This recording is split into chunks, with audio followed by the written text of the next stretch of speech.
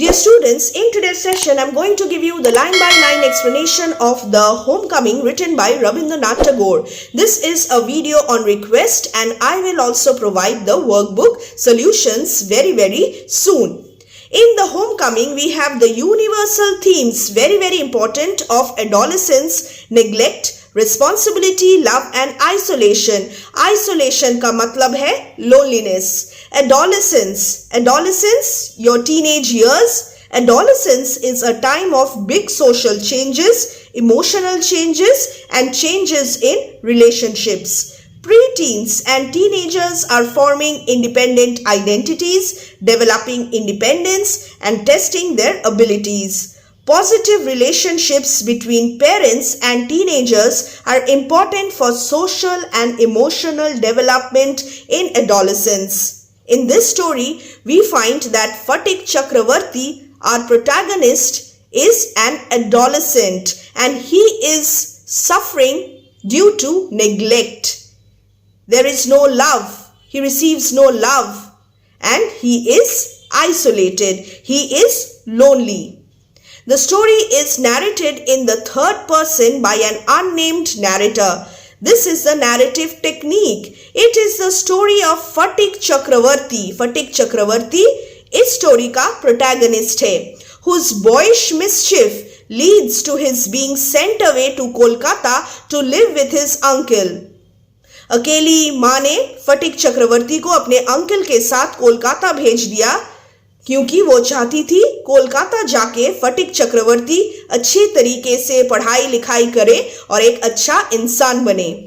Tagore pierces the heart of the reader. This is a very moving story with his depiction of homesickness, another theme, rejection, another theme, and isolation. So we have all these themes and you must learn all these themes for your RTC, reference to the context, questions and answers as well as MCQs. The boy is longing to return to the wide open spaces of his village home. And here is another important theme, village life versus city life. ये theme भी बहुत important है इस story में. एक तरफ village life है, दूसरी तरफ city life है. और जो फटिक चक्रवर्ती है वो बिल्कुल city में adjust नहीं कर पाता.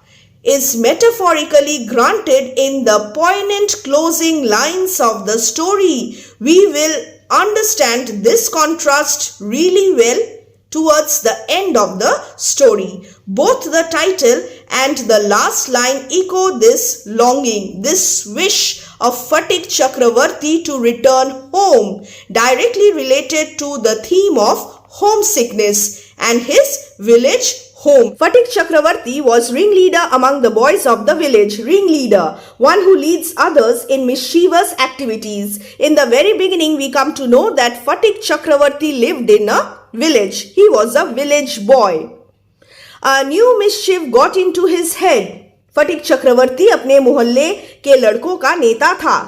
वो सरदार था. सब उसकी आज्ञा मानते थे. A new mischief got into his head. There was a heavy log lying on the mud flat of the river, waiting to be shaped into a mast for a boat. He decided, since he was the ringleader, he took the decision, he decided that they should all work together to shift the log by main force from its place and roll it away.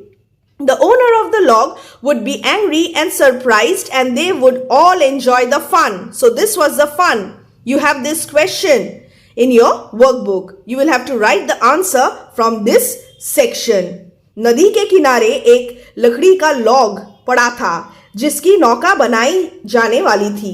फटिक ने एक दिन कहा, हम सब मिलकर उस log को लुढ़काएंगे और उस लॉग का जो स्वामी है, जो ओनर है, हम पर वो गुस्सा हो जाएगा, हम पर वो क्रोध करेगा और हम सब उसका मजाक उड़ाकर खूब हंसेंगे.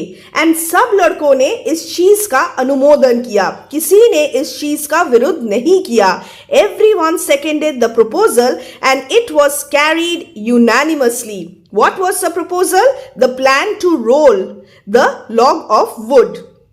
And this would make the owner of the log angry and surprised. Unanimously का क्या मतलब है?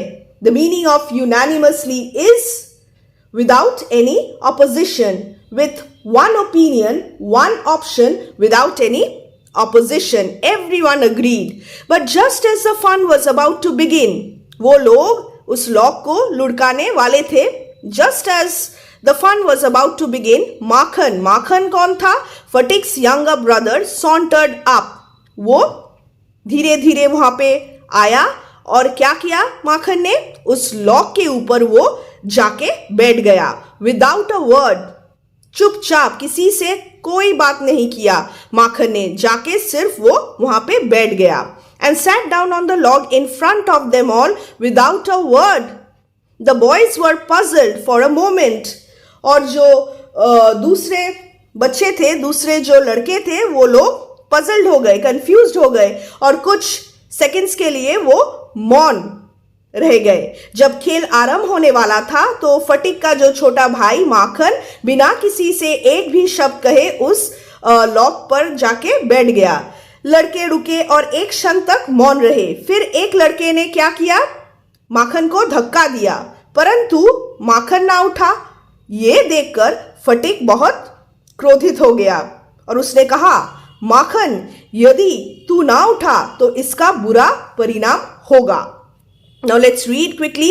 He was pushed rather timidly by one of the boys and told to get up, but he remained quite unconcerned.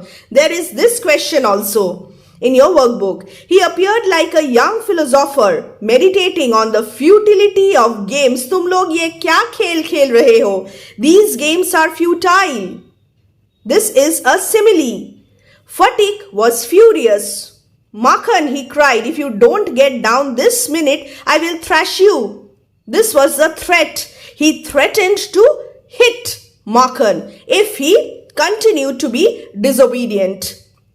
Makhan only moved to a more comfortable position. Makhan ने ध्यान नहीं दिया और Makhan ने Fatik ने जो कहा वो भी नहीं सुना. Now, if Fatik was to keep his regal dignity before the public, it was clear he ought to carry out his threat. What is the meaning of this?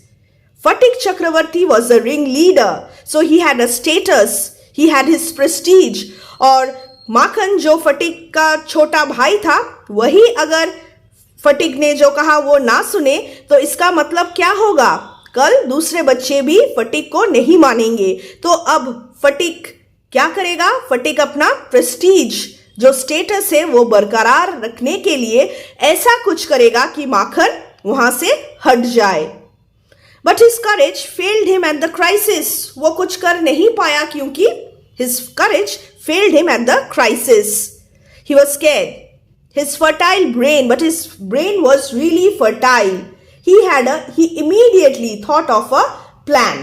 So what was the plan? His fertile brain, however, rapidly seized upon a new maneuver, skillful plan, which would defeat his brother and afford his followers an added amusement. फटिक ने क्या सोचा? तुरंत फटिक ने सोचा वो ऐसा कुछ करेगा जिससे उसके जो फॉलोअर्स थे, मतलब band of companions, band of boys थे, वो सब और मजा इस सिचुएशन से वो लोग ले पाएंगे. He gave the word of command to roll the log. What was the plan? He gave the word of command to roll the log and Makhan over together. तो उसने आज्ञा दी कि उस लॉग को लुढ़का दिया जाए माखन समेत. Makhan heard the order and made it a point of honor to stick on. मगर माखन तो आसानी से अपना जो डिफीट है वो एक्सेप्ट नहीं करेगा. वहां पे वो आया था इन बच्चों को परेशान करने के लिए, फटिक को परेशान करने के लिए. But he overlooked the fact. He did not pay much attention, like those who attempt earthly fame in other matters, that there was peril in it. He overlooked the fact. He did not pay much attention. Like those people who attempt earthly fame in other matters, that there was peril, danger in it. The boys began to heave at the log with all their might. Leader ने जो कहा, इन लड़कों ने वही follow किया. And they began to heave at the log with all their might. with all their strength, calling out, 1, 2, 3, go. At the word go, the log went and with it went Makhan's philosophy, glory and all. फटिक ने जब आदेश दिया तो लड़कों ने क्या किया? लड़कों ने 1, 2, 3 कहकर लॉक की ओर दौड़े और सब ने जोर लगाकर उस लॉक को ढकेल दिया। लट्टे को फिसलता हुआ देखकर और माखन को गिरता हुआ देखकर लड़के बहुत प्रसन्न हुए। All the other boys shouted themselves hoarse with delight. They were very, very happy. But Fatik was a little frightened. He knew what was coming, the consequences. And sure enough, Makhan rose from Mother Earth, blind as fate, and screaming like the Furies. Furies, 3 goddesses of vengeance, Tisiphone, Alecto, and Megira.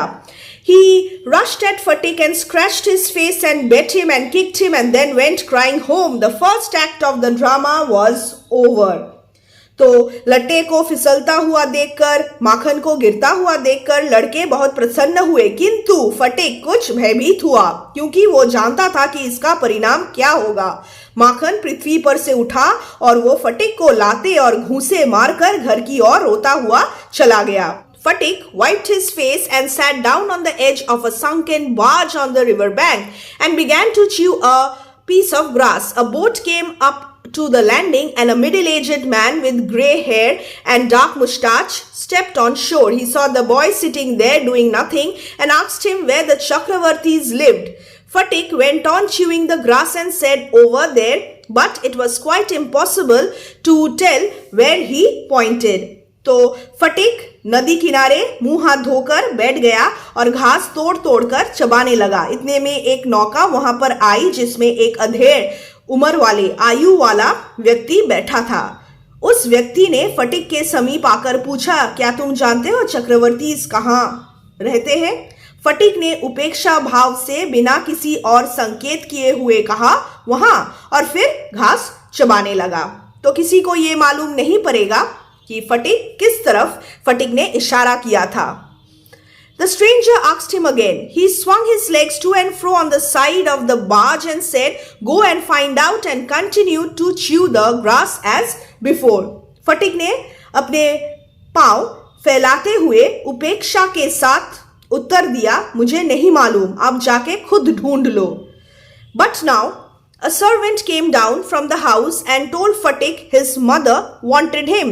Fatik refused to move, but the servant was the master on this occasion. Fatik ने जाने से इनकार किया, किंतु नौकर क्योंकि मालकिन की ओर से आया था, इस वजह से वो उसको जबरदस्ती मारता हुआ वहां से ले गया। उसने Fatik की एक ना सुना। He was the master on this occasion. He took Fatik up roughly and carried him kicking and struggling in impotent rage. So Fatik was furious. He did not want to go home.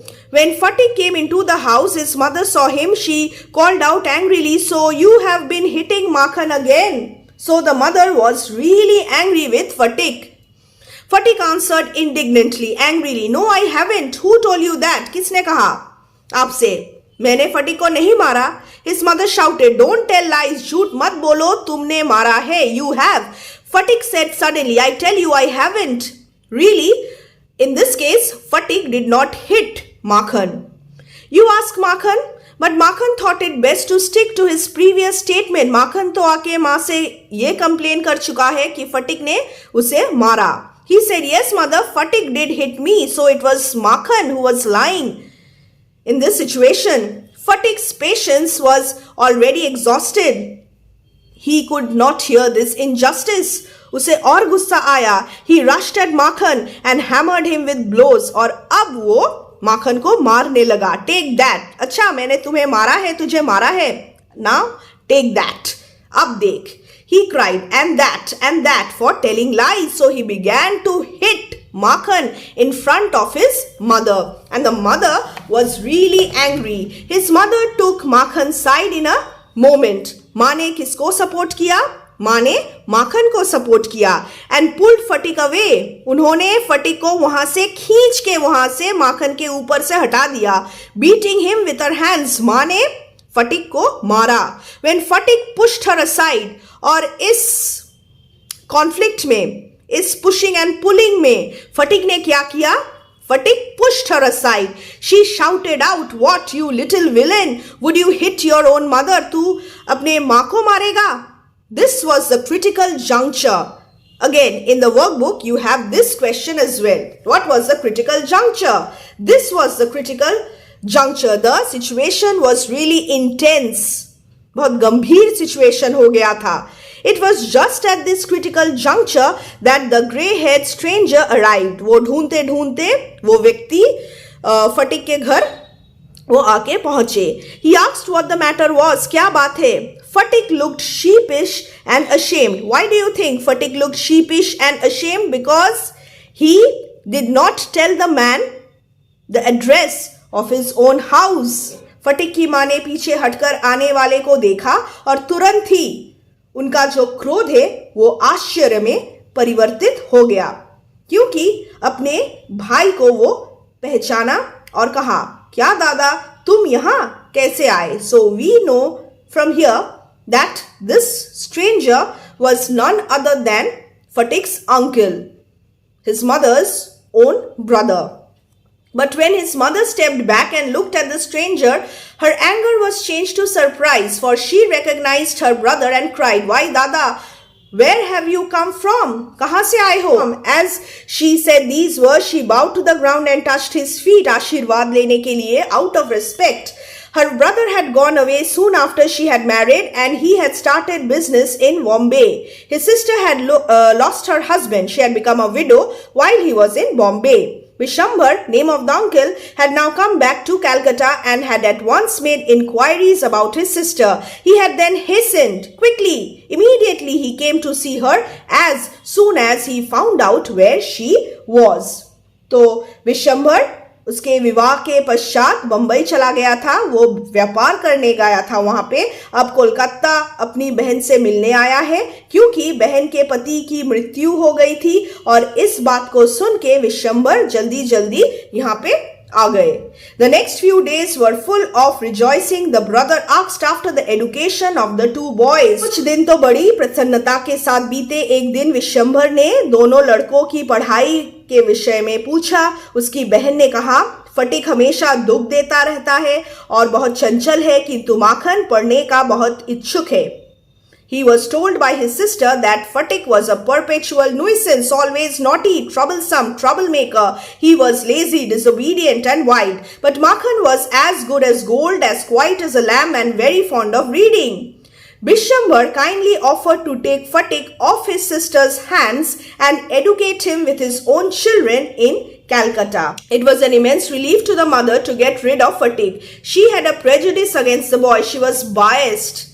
She was not impartial.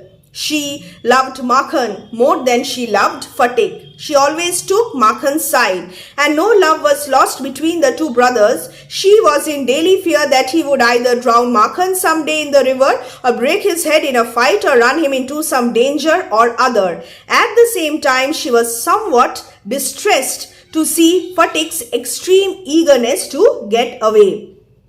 तो जब मामा ने कहा, मैं फटिक को कलकत्ता ले जाकर पढ़ाऊंगा, फटिक भी चलने के लिए सहमत हो गया. माँ के लिए ये बहुत हर्ष की बात थी, क्योंकि वह सर्वदा डरा करती थी कि कहीं ना कहीं किसी ना किसी दिन फटिक माखन को नदी में ना डुबो दे या उसे जान से ना मार डाले. फटिक भी प्रतिदिन मामा से पूछता था कि तुम मुझे कब यहाँ से ले जाओगे, किस दिन चलोगे यहाँ से. So this somewhat distressed Fatik's mother. After this, Fatik, as soon as all was settled, kept asking his uncle every minute when they were to start. This shows the eagerness of Fatik to go to Calcutta. He was on pins and needles all day long with excitement. Pins and needles all day long with excitement. He was extremely excited to go to Calcutta and lay awake most of the night. He was so excited that he could not sleep properly. He spent sleepless nights. He gave his property to Makhan in perpetuity. हमेशा के लिए his fishing rod. क्या किया दिया माखन को? His fishing rod number 1, his big kite number 2, his marbles number 3. Indeed, at this time of departure, his generosity towards Makhan was unbounded. When they reached Calcutta, Fatik made the acquaintance of his aunt for the first time. The second phase of Fatik's life began in Calcutta. वो पहली बार मामी से मिला, मगर मामी खुश नहीं थी. She was by no means pleased with this unnecessary addition to her family. She found her own 3 boys quite enough to manage without taking on anyone else. वो उसके आने से कुछ प्रसन्न ना हुई क्योंकि उसके 3 बच्चे ही काफी थे और एक और चंचल लड़का अगर वो आता है परिवार में उसके लिए ये आपत्तिजनक थी. She did not like it. And to bring a village lad of 14, an adolescent boy, a grown-up boy of 14 from the village into their midst was terribly upsetting. Vishambar should really have thought twice before committing such an indiscretion. So, Vishambar was extremely foolish to have done such a thing, to have made such a commitment. He should have consulted with his wife before taking such an impulsive, rash decision. In this world of human affairs, there is no worse nuisance than a boy at the age of 14. He is neither ornamental nor useful. This section is a commentary on adolescence and an adolescent boy. An adolescent boy at the age of 14 is neither ornamental, decorative nor useful. किसी काम का नहीं है.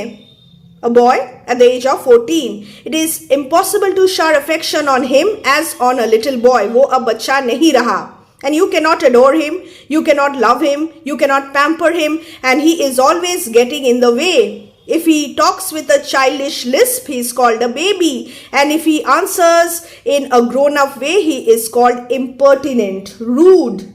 So, it is a state of confusion. You cannot treat such a boy, an adolescent boy of 14, as a child, as a baby. And you cannot also tolerate the assertive nature of such a boy. In fact, any talk at all from him is resented. अगर ये लड़का कुछ बात कह दे तो वो किसी को हजम नहीं आने वाला. सब कहेंगे ये लड़का कितना रूड है. Then he is at the unattractive growing age. He grows out of his clothes with indecent haste. कपड़े छोटे पड़ जाते हैं और दाढ़ी निकलने लगता है. His voice grows hoarse, breaks, quavers. What is the meaning of quavers? Trembles. His face grows suddenly angular and unsightly. He is no longer that beautiful baby, that innocent, cute little baby. It is easy to excuse the shortcomings of early childhood. Childhood में सब कुछ माफ हो जाता है, मगर it is hard to tolerate even unavoidable lapses in a boy of 14. You cannot forgive a boy of 14 for anything, for even a petty matter. The lad himself becomes painfully self-conscious. When he talks with elderly people, he is either unduly forward or else so unduly shy that he appears ashamed of his very existence. So this phase is an impressionable phase, and in this phase there is confusion. Adults cannot treat you as adults, and you cannot be treated as a baby also. So a very difficult phase, a tender phase. Yes, it is at this very age when in his heart of hearts a young lad most craves for recognition and love. Very, very important. क्या चाहिए इस phase में? थोड़ा सा recognition, थोड़ा सा प्यार, and he becomes the devoted slave of anyone who shows him consideration. So if anyone attempts to understand such a boy, such a girl, he or she immediately becomes devoted slave. She or he becomes a devoted slave of someone who shows him consideration. But none dare openly love him, for that would be regarded as undue indulgence and therefore bad for the boy. So during this period, an adolescent person always craves for love. And people usually do not openly shower their love on such a young lad during this phase. So what with scolding and chiding, he becomes very much like a stray dog that has lost his master. This is a comparison, a simile. He becomes very much like a stray dog and he is not accepted, he is not acknowledged by the people around him. So this is a turbulent phase of his life and he is faced with a lot of tough situations. This is adolescence. For a boy of 14, his own home is the only paradise, heaven. To live in a strange house with strange people in little short of torture is little short of torture, while the height of bliss is to receive the kind looks of women and never to be slighted by them. ऐसे एक लड़के के लिए उसका अपना जो घर है वो हेवन जैसा है, मगर जो फटिक चक्रवर्ती है, विशंभर मामा ने फटिक को अपने गांव से लेके, अपने घर से लेके कलकत्ता में लाके एक स्ट्रेंज हाउस में स्ट्रेंज पीपल के साथ उन्होंने फटिक को डाल दिया है. His wife did not like Fatik. She always ill-treated Fatik. So this was little short of torture. This was really painful for Fatik. While the height of bliss, bliss का क्या मतलब है? Blessing. To receive the kind looks of women. Women play a very important role during this period because women are soft, they are motherly, they are kind. In this case, Fatik is slighted by the women. His mother sent him away to Calcutta and his aunt did not accept Fatik. It was anguish. बहुत pen में था फटिक. It was anguish to Fatik to be the unwelcome guest in his aunt's house, hated, despised by this elderly woman and slighted on every occasion. हर वक्त रोकना, टोकना, गुस्सा करना, ये जिंदगी था फटिक की यहाँ पे कलकत्ता में. If she ever asked him to do anything for her, he would be so overjoyed that he would overdo it. And then she would tell him not to be so stupid, but to get on with his lessons. कभी aunty ने, कभी मामी ने फटिक को प्यार नहीं किया. The cramped atmosphere of neglect, the theme. In Kolkata, he was neglected. In his aunt's house, oppressed Fatik so much that he felt that he could hardly breathe. वो सांस भी खुल के सांस भी नहीं ले पा रहा था क्योंकि ये जो एटमॉस्फेयर है वो इतना choking था, इतना suffocating था. He wanted to go out into the open country and fill his lungs and breathe freely. He wanted to be free of all pain and worries. But there was no open country to go to. Here we have the theme of city life versus village life. Village में, गांव में वो कितना free था. He was a ringleader. Among the other boys, among the band of companions, everyone listened to him. वो सरदार था, यहाँ वहाँ वो घूम सकता था, खेल सकता था, enjoy कर सकता था, मगर कलकत्ता में आके वो यहाँ पे ऐसी कोई चीज उसके जीवन में नहीं था. Everything, this freedom, nature was absent from his life. Surrounded on all sides by Calcutta houses and walls, he would dream night after night of his village home. Homesickness and longed to be back there. He remembered the glorious meadow where he used to fly his kite all day long. This is symbolic of his days of freedom when he led a carefree life. जब वो carefree एक लड़के के तरह, छोटे बच्चे की तरह यहाँ वहाँ घूम सकता था अपने गांव में. The broad river banks where he would wander about the livelong days singing and shouting for joy. He was so happy. The narrow brook where he could go and dive and swim at any time he liked. वो जो चाहता था वो कर सकता था. He led a happy and carefree life at the village. He thought of his band of boy companions over whom he was a despot. वो राजा था, वो सरदार था. सब वो जो कहता सब उसकी वो आज्ञा मानते. And above all, the memory of that tyrant mother of his who had such a prejudice against him occupied him day and night. And he also remembered his mother. Tyrant mother क्यों? Mother was always supporting Makhan. She did not love him so much. She was prejudiced against Fatik, a kind of physical love, like that of animals, a longing to be in the presence of the one who is loved, an inexpressible wistfulness, craving during absence, a silent cry of the inmost heart for the mother. माँ के पास जाना चाहता था फटिक.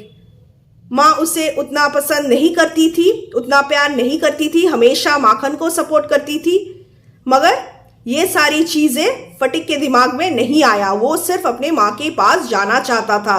Like the lowing of a calf in the twilight, this love, motherly love, pure unconditional love, which was almost an animal instinct, agitated the shy, nervous, lean, uncouth and ugly boy. He was feeling so lonely, so unhappy, and he wanted to go back to his home, to his mother, to his friends, to nature, to his village. No one could understand it. किसी ने नहीं समझा. But it preyed upon his mind continually. But हमेशा ये बात फटिक को अंदर ही अंदर कूर के वो डिस्टर्ब करने लगा. There was no more backward boy in the whole school than फटिक. तो फैमिली में तो वो अनवांटेड था, स्कूल में भी वो एक बैकवर्ड स्टूडेंट था. He gaped and remained silent when the teacher asked him a question. School में भी वो बहुत एकदम ही बुरा था, एकदम ही वीक स्टूडेंट था. He could not answer the teacher, and like an overladen ass, patiently suffered all the blows that came down on his back. At school also he was beaten. When other boys were out at play, he stood wistfully by the window and gazed at the roofs of the distant houses. And if by chance he espied children playing on the open terrace of any roof, his heart would ache with longing. So longingness, a sense of longing. He wanted to go back home. He felt nostalgic, but he led a lonely life in Kolkata. There was no one to support him, no emotional support, no friends. Village में क्या था, गांव में क्या था? He was a ringleader. He had so many friends. He had his mother, he had his brother, although they often fought. But here he was all alone, alienated, isolated, almost suffocated. One day he summoned up all his courage and asked his uncle, "Uncle, when can I go home? मुझे घर जाना है. कब हम घर लौटेंगे? Uncle, please बताइए मुझे." His uncle answered, "Wait till the holidays come." But the holidays would not come till November, and there was a long time still to wait. One day, Fatik lost his lesson book. Even with the help of books, he had found it very difficult indeed to prepare his lesson. पढ़ाई में वो एकदम पीछे था. अब तो वो अपना जो किताब था वो भी खो बैठा. Now it was impossible to learn the chapter. Day after day the teacher would cane him unmercifully. तो टीचर भी फटिक को पसंद नहीं करते थे और फटिक को मारते थे अनमर्सीफुली. स्कूल में भी उसका जो कंडीशन है वो बहुत ही मिजरेबल था. His condition became so abjectly miserable that even his cousins were ashamed to own him. Cousins too were ashamed to call him their brother. So total isolation from everyone. And he was lonely, he was all alone. They began to jeer and insult him more than the other boys. He went to his aunt at last and told her that he had lost his book. So you must learn the condition of Fatik. You must learn about the condition of Fatik at school and at home properly. प्रतिदिन school में उसका जो teacher था उसे बड़ी निर्दयता के साथ मारता था. उसकी दशा इतनी खराब हो गई कि उसके मामा के बेटे उसे अपना कहने से शर्माते थे. और जब फटिक ने मामी को कहा, मैंने अपनी जो किताब है वो खो दी है, मामी ने क्रोध से अपने होठों को चबाते हुए कहा, दुष्ट, मैं तुझको कहाँ से महीने में 5 बार पुस्तक खरीद के दूं, बता. Come on, tell me.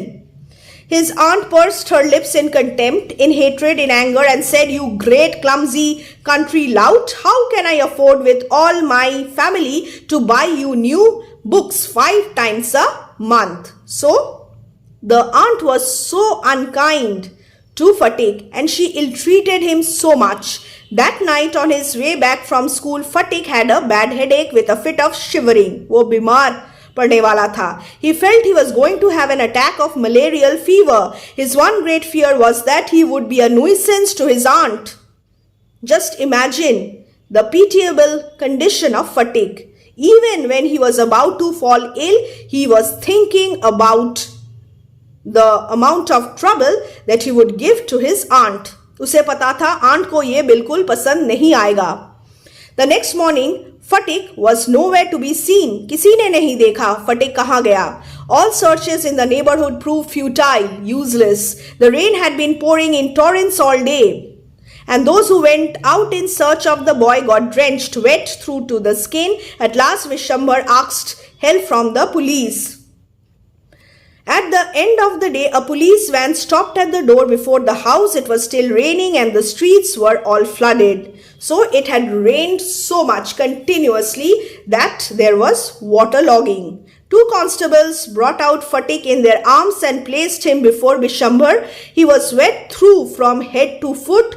Condition of Fatigue when he was brought back, muddy all over, his face and eyes flushed red with fever. उसे बुखार था, तेज बुखार था, and his limbs all trembling. Vishwambar carried him in his arms, उसे खड़ा भी नहीं हो पा रहा था, and took him into the inner apartments. When his wife saw him, she exclaimed, as usual, what a heap of trouble this boy has given us. उफ, ये लड़का एक दिन हमें शांति से जीने नहीं देगा. Hadn't you better send him home? उसे घर क्यों नहीं भेज देते हो तुम?